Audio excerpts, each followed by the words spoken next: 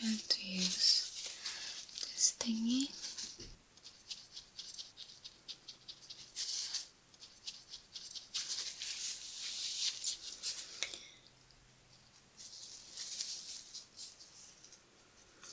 And the only thing I'm using this for is just to see if the skin is shriveling up,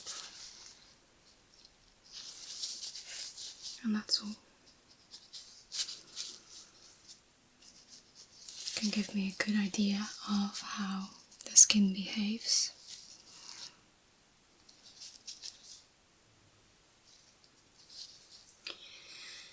And that is very valuable information.